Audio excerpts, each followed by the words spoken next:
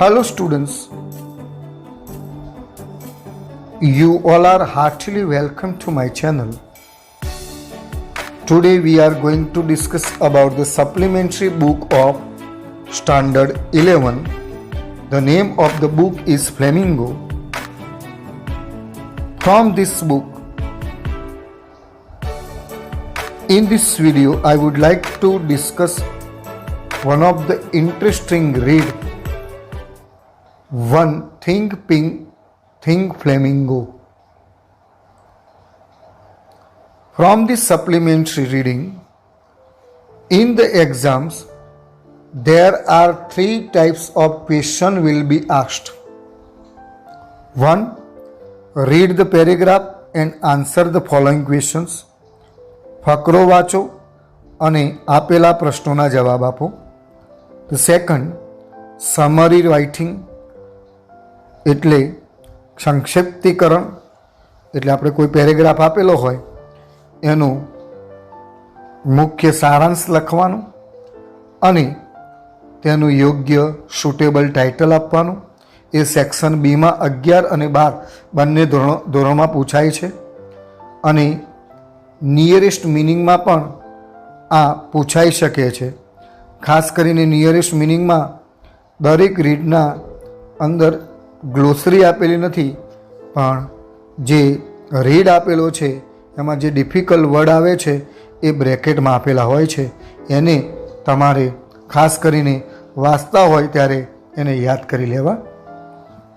Okay, ધોરણ 12ની અંદર આ બુક એ જે પૂછાય છે એમાં 13 માર્ક્સના પ્રશ્નો આમાંથી પૂછાય છે. 12મા ધોરણની બુકનું નામ છે લેપિંગ, જ્યારે 11માની બુકનું નામ છે ફ્લેમિંગો. ચલો હવે વધારે સમય આપણે વેડફતા નથી, આપણે આને સમજવાનો પ્રયત્ન કરીએ. Read the paragraph and answer the following questions. Paragraph વાંચો અને પ્રશ્નોના જવાબ આપો. એ રીતે પણ આપણે કામ કરી શકીએ. પહેલાં પ્રશ્ન વાંચીએ અને પેરેગ્રાફમાંથી શોધીને પણ આપણે જવાબ લખી શકીએ છીએ. થોડાક ચેન્જીસ ઘણી વખત જરૂરી હોય છે. Which birds didn't have anything to wear? એનો જવાબ છે the flamingos didn't have anything to wear. Why did flamingos feel ugly and ridiculous? શા માટે ફ્લેમિંગોને ગંદા અને હાસ્યાસ્પદ હોય તેવું તેમને લાગતું હતું? શા માટે? તો અહીંયા કારણ આવશે બીકોઝ. અને થોડુંક પહેલાં પ્રશ્નમાંથી લખી લઈએ. Flamingos felt ugly and ridiculous because they were all white and didn't have anything to wear. What was the owl? The owl was the most prestigious dressmaker of the forest. What happened after the snakes beat the flamingo? After the snakes beat the flamingos, their bodies and legs were itching and got hot. Why do the flamingos not go out the lake? The flamingos do not go out the lake because only the water can calm the pain caused by the bites. Think ફ્લેમિંગોનો બીજો paragraph આપણે જોઈએ. આ પેરેગ્રાફની અંદર 5 પ્રશ્નો મેં મારી રીતે બનાવ્યા છે. પરીક્ષક બીજી રીતે પણ પ્રશ્નો બનાવી શકે છે, પણ ટૂંકમાં પેરેગ્રાફ ઉપરથી પ્રશ્નોના જવાબ આપવાના છે. એ સપ્લિમેન્ટરી રીડિંગમાંથી પૂછાય છે. Which two species of flamingo are found in Gujarat? The two species of flamingo, greater flamingo and lesser flamingo, are found in Gujarat. How is the lesser flamingo? The lesser flamingo has a long neck and a long legs, a bent bill. Bill એટલે ચાંચ.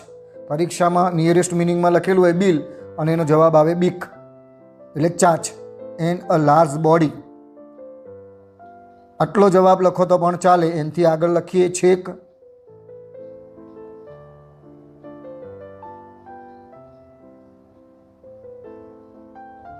Black. આટલા સુધી જવાબ લખો તો પણ ચાલશે. પણ આપણે જવાબ કેટલો લખીશું?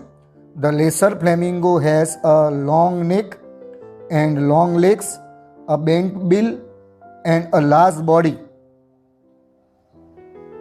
Third, what is the average height and weight of greater flamingo? Greater flamingo is the largest species of flamingo, averaging 110 to 150 cm tall and weighing 2 to 4 kg. સીધું વાક્ય લખો તો પણ આપણો જવાબ સાચો જ પડે. પણ આ રીતે પણ જવાબ લખી શકાય.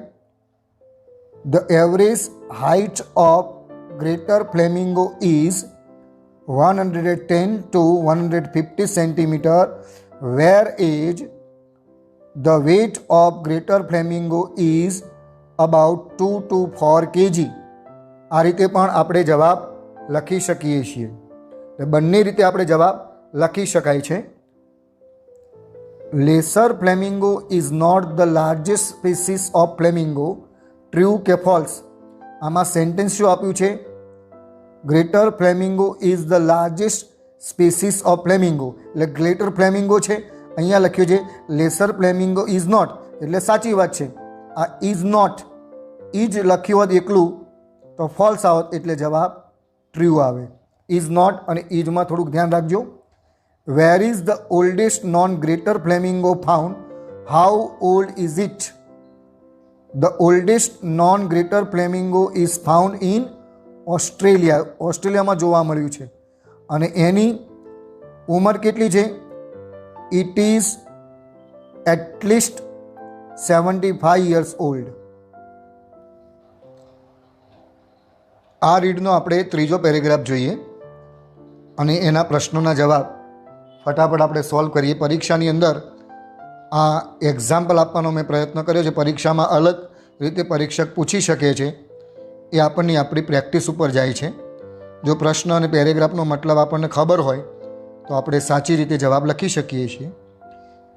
Where are flamingos found?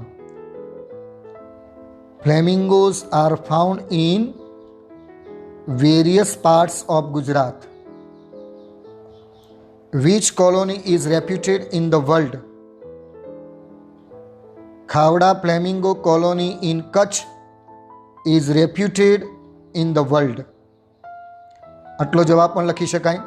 Khavda Flamingo colony in Kutch is reputed among the biggest flamingo colony in the world. How many flamingos migrate in Gujarat? સ્થળાંતર કરવું. કેટલા ફ્લેમિંગો ગુજરાતમાં સ્થળાંતર કરે છે? About 500,000.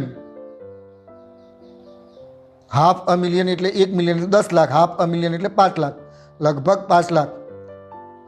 About 500,000 ફ્લેમિંગોઝ માઇગ્રેટ્સ, સ્થળાંતર કરવું ઇન ગુજરાત. આખો જવાબ અહીંથી બ્રીડ સુધી તમે જવાબ આમાં લખો તો પણ ચાલે. પણ આપણે ફક્ત સંખ્યા માગી છે અને પ્રશ્નમાંથી પણ સીધું લખી શકાય છે. Why do flamingos migrate of this area? આ વિસ્તારમાં શા માટે ફ્લેમિંગો માઇગ્રેટ કરે છે, સ્થળાંતર કરે છે? Flamingos migrate of this area to breed. બચ્ચાઓનો ઉછેર કરવા માટે. ફરીથી એક વખત, flamingos migrate of this area to breed. What are we proud of? આપણને શાનું ગર્વ છે? We are proud of the Asiatic lion as our state animal. So we are for greater flamingo as our state bird. આ જવાબ થયો. હવે આ પ્રશ્નને હું થોડોક બદલી નાખું તો જવાબ બદલાઈ જાય, એટલે પેટર્ન બદલાઈ જાય. જોઈએ, WH ક્વેશ્ચન બદલું છું. Why are we proud ourselves? We are proud ourselves because the Asiatic lion is as our state animal while greater flamingo is as our state bird. Why થી? કારણ. તો પ્રશ્નનો જવાબ બદલાઈ ગયો. Find out the similar word of થર્ડિયસ. હવે પરીક્ષામાં આ રીતનું પૂછાય ફ્રોમ ધી પેરેગ્રાફ, એટલે આવો શબ્દ પેરેગ્રાફમાં એનો સમાનાર્થી કે સિમિલર કે નિયરેસ્ટ મિનિંગ શબ્દ હોય એ શોધી લેવાનો. અહીંયા મોનોટોનસ શબ્દ આવે છે. If you want to watch latest videos, you all are requested to subscribe our channel. Thank you.